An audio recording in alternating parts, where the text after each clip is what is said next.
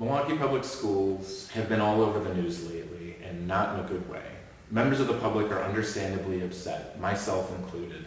As an MPS parent and ranking member of the Senate Education Committee, public education isn't just something I talk about, it's something I live and breathe every day.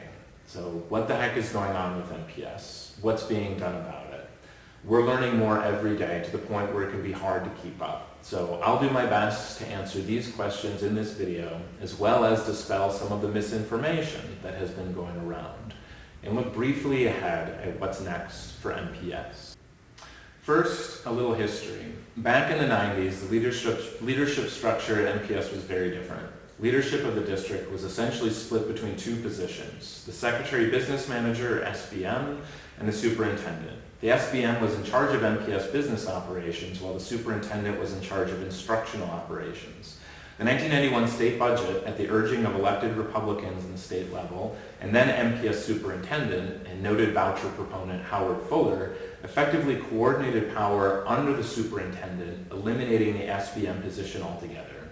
A doctoral dissertation by Carolyn Parker Fay indicated that Superintendent Fuller had been advocating for the total control of district operations from the beginning of his tenure. An action of the MPS School Board in 1992 formalized this restructuring, putting all the functions necessary to day-to-day operations of the school system under the superintendent.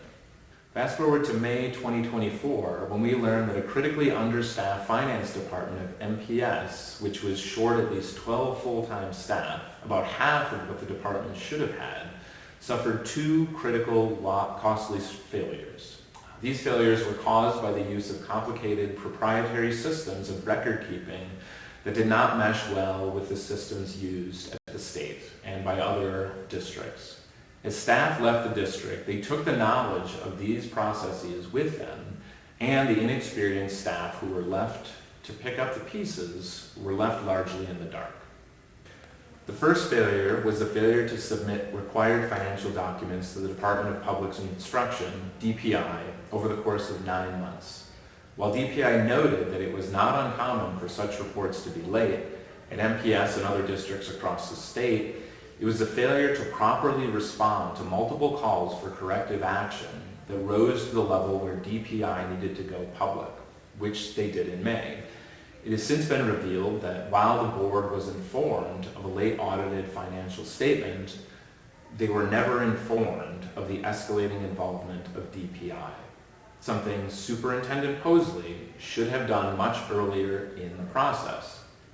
This concealing of critical information the board needed to make decisions in their oversight role was likely enough on its own to cost Posley his job. Perhaps if Howard Fuller had not been successful in his attempts to consolidate all power for district operations in the hands of one person, this cover-up could have been avoided and the board could have acted more swiftly.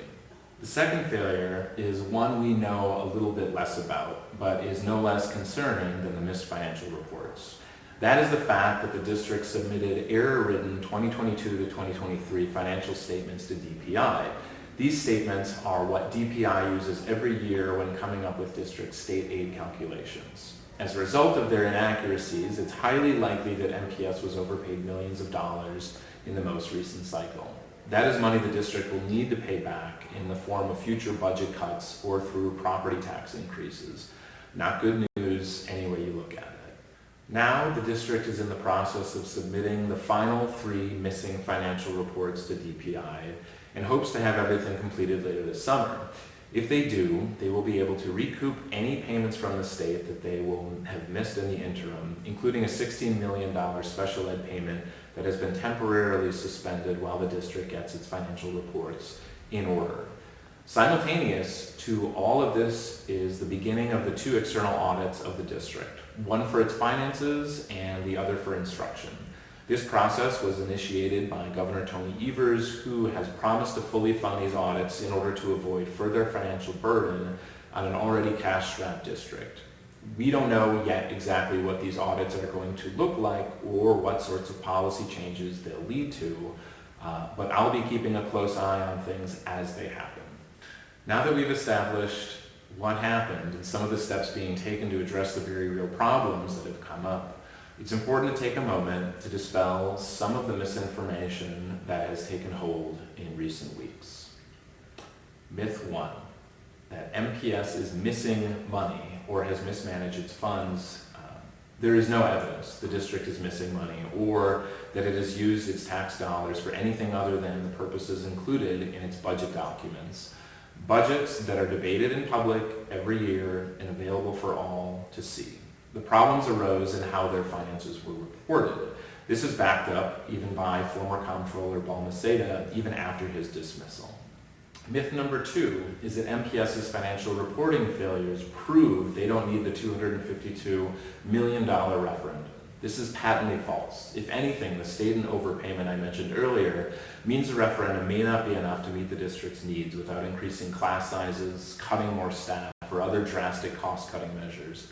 Our kids need and deserve the funds provided by the referendum until the state finally fixes our flawed funding formula, including increasing special ed funding for public schools from 33% they currently get to the 90% that private voucher schools receive from the state. Myth number 3 is that the board deliberately withheld information from the voters until after the referendum. There is no evidence for this. As I touched on earlier, the board did not know of the late reporting, but were kept completely in the dark by DPI's meetings with the finance department. Matt Chasen, director of the Office of Accountability and Efficiency at MPS, would typically inform the board of problems like this, but he too was kept in the dark about DPI's escalating involvement. From the Milwaukee Journal-Sentinel, they quoted Chasen. Chasen said he was not kept informed about MPS's increasingly frequent meetings with DPI. Therefore, Chasen was unable to inform the school board about these meetings, he said. He said administrators should have informed him and board members, quote, "You can only help with things that you know are going on," Chasen said. Right-wing politicians and the school privatization lobby have been dreaming for a moment like this. The breathless press statements from people like MMAC President Dale Kuyenga or noted Milwaukee Basher Senator Dewey Strobel in the wake of this financial reporting crisis show just how much they revel in the struggles of our state's largest city and one of the largest school districts in the nation. Wisconsin has unfortunately been a proving ground for privatization schemes for every sort, including the $500 million voucher program, which recently saw its largest increase in funding in state history. Privatizers will use this opportunity to promote all sorts of ways to undermine MPS. Former Governor Tommy Thompson, the architect of the voucher program, even called to dissolve the district altogether. But disillusion is not the answer. Our Constitution guarantees a tuition-free, uniform public education to every child in Wisconsin. And education is only truly public if it is publicly governed. The best way to do that is with a democratically elected school board from members of the local community. That, at a very minimum, must remain intact.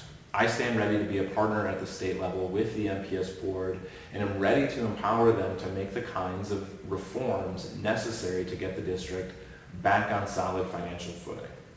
But let's be real, no model of board governance can make up for the third highest child poverty rate of all large school districts in the U.S. as MPS has.